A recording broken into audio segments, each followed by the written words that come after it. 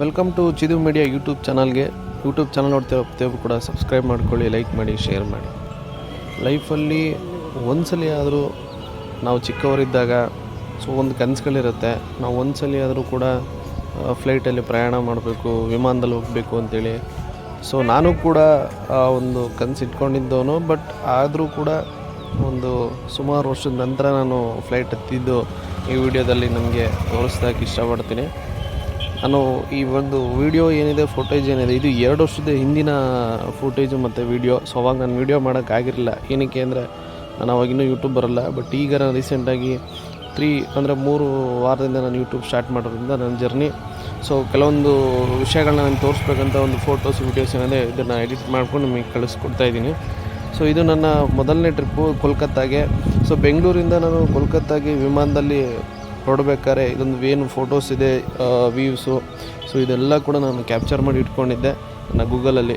ಏನು ವ್ಯೂಸ್ ಇದೆ ಮೇಲ್ಗಡೆಯಿಂದ ನಾನು ತೆಗೆದಿರೋಂಥ ವಿಡಿಯೋ ಇದು ತುಂಬ ಚೆನ್ನಾಗಿ ಬಂದಿದೆ. ನನ್ನ ಗೋಪ್ರೋ ಕ್ಯಾಮ್ರಾ ನನ್ನ ಹತ್ರ ಇಲ್ಲ, ಬಟ್ OnePlus ಫೋನಲ್ಲಿ ನಾನು ಶೂಟ್ ಮಾಡಿರೋದು. ಬೆಂಗಳೂರಿಂದ ಕೋಲ್ಕತ್ತಾಗೆ ಸುಮಾರು 2.5 ಗಂಟೆ ಪ್ರಯಾಣ. ನಾನು ಬೆಂಗಳೂರಿಂದ ಹೊರಟಿದ್ದು 2.5 ಗಂಟೆಗೆ. ನಾನು ರೀಚ್ ಆಗಿದ್ದು ಸಂಜೆ 5:30-6 ಗಂಟೆಗೆ ನಾನು ರೀಚ್ ಆಗಿದ್ದು. ಇದು ಮೇಲ್ಗಡೆ ವ್ಯೂಸ್ ಏನು ಕಾಣ್ತಾ ಇದೆಯಲ್ಲ, ನಾನು ಬಂದು ಇಳಿದಾಗ ಟೈಮು ಬಂದು 6:30. ಈ ಒಂದು 6:30 ಟೈಮಲ್ಲಿ ನಾನು ಕೋಲ್ಕತ್ತಾ ಏರ್ಪೋರ್ಟ್ ಅದೊಂದು ಫೋಟೋಸ್ ಕೂಡ ನಿಮ್ಗೆ ತೋರಿಸ್ತಾ ಇದ್ದೀನಿ. ಅಲ್ಲಿಂದ ನಾನು ಕೋಲ್ಕತ್ತಾ ರೀಚ್ ಆದಮೇಲೆ ಕೋಲ್ಕತ್ತಾದ ಕೆಲವೊಂದು ಅಡ್ವೆಂಚರ್ ಏನಿದೆ, ಅಲ್ಲಿನ ಮಣ್ಣು ಅಲ್ಲೆಲ್ಲ ಕೂಡ ತುಂಬ ಕಪ್ಪು ಮಣ್ಣೇನೆ. ಯಾಕೆಂದರೆ ರೆಡ್ ಸಾಯಿಲಲ್ಲಿ ಸಿಗೋದಿಲ್ಲ ನೋಡೋದಕ್ಕೆ, ತುಂಬ ಕಪ್ಪು ಮಣ್ಣೆ ಅಂತಲೇ ಹೇಳ್ಬೋದು. ಅಲ್ಲಿನ ಒಂದು ಫುಟೇಜ್, ಒಂದು ವೀಡಿಯೋನ ನಾನು ಮಾಡಿದ್ದೀನಿ. ಅದನ್ನು ನನಗೆ ಎಡಿಟ್ ಮಾಡೋದು ತೋರ್ಸೋಕ್ಕೆ ಇಷ್ಟಪಡ್ತೀನಿ. ಈ ವಿಡಿಯೋ ನೋಡ್ಕೊಂಡು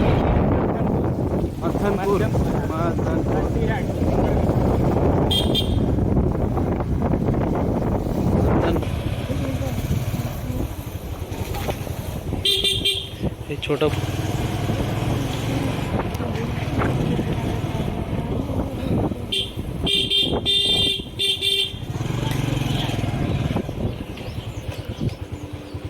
ये गांव का नाम क्या है? ये गांव का नाम से पूरा एक एरिया है मदनपुर, नहीं जंडीगढ़। चंडीगढ़।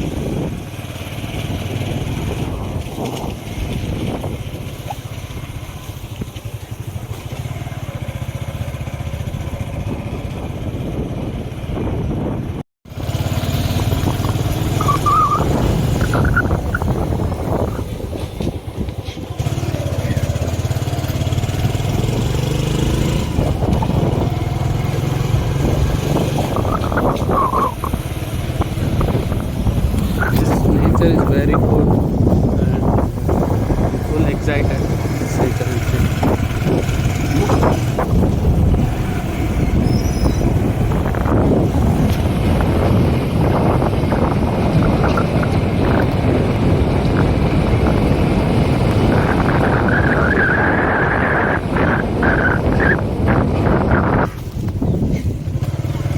ये छोटा बच्चा है.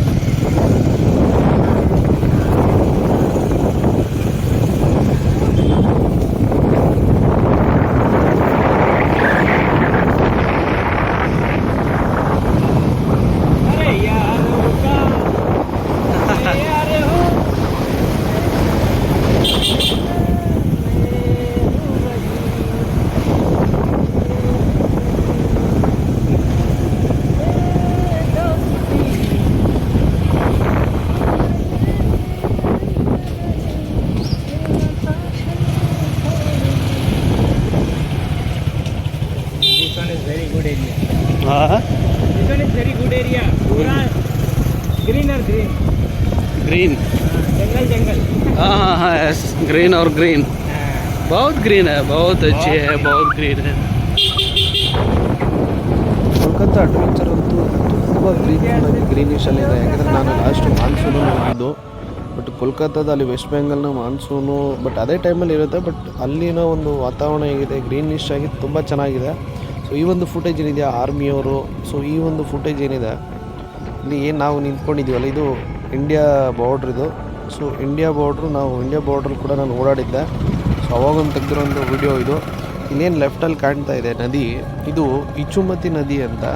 ಇದೇನು ಬಾಂಗ್ಲಾದೇಶ ಮತ್ತು ಇಂಡಿಯಾ ಬಾರ್ಡ್ರನ್ನ ಒಳಗೊಂಡಿರೋಂಥ ಒಂದು ಗಡಿ ಇದು. ನಾನು ಆ ಗಡಿಗೆ ಹೋಗಿದ್ದೆ. ಅಲ್ಲೆಲ್ಲ ತುಂಬ ಆರ್ಮಿಯವರು, BSF ಬಾರ್ಡರ್ ಸೈನಿಕರೆಲ್ಲ ಕಾಯ್ಕೊಂಡಿರೋದು. ಆಮೇಲೆ ನಾನು ಅಲ್ಲಿ ಕೆಲವೊಂದು ಬೋಟಿಂಗ್ ಅಂತ ತುಂಬ ಚೆನ್ನಾಗಿದೆ ಆ ರಿವರ್ ಒಳಗಡೆ. ಸೊ ಬೋಟಿಂಗ್ ಕೂಡ ನಾನು ಹೋಗಿದ್ದೆ. ಒಂದು ಬೋಟಿಂಗ್ ಒಂದು ಫುಲ್ ಬೋಟು ನಾವು ತೊಗೊಂಡಿದ್ವಿ.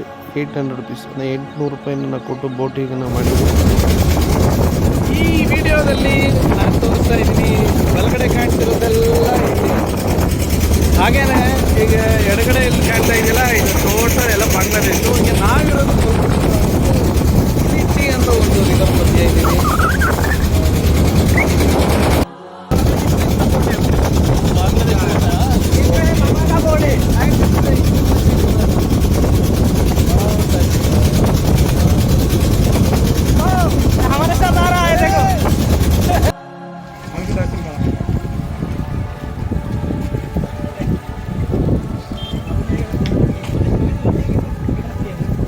ಸೊ ಇದು ನನ್ನ ಫ್ರೆಂಡು ಶಾರುಖು. ಸೊ ಅಲ್ಲಿನ ಒಂದು ಕೋಲ್ಕತ್ತಾದ ನನ್ನ ಫ್ರೆಂಡ್ ಶಾರುಖು. ಸೊ ಅವರು ಅಲ್ಲಿ ಹೋಗಿರೋ ಕಾರಣ ಏನಂದರೆ, ನಾನು ಒಂದು ಹಳ್ಳಿಗೆ ವಿಸಿಟ್ ಮಾಡಿದ್ದೆ ಡ್ರ್ಯಾಗನ್ ಫ್ರೂಟ್ ವಿಚಾರಕ್ಕೆ.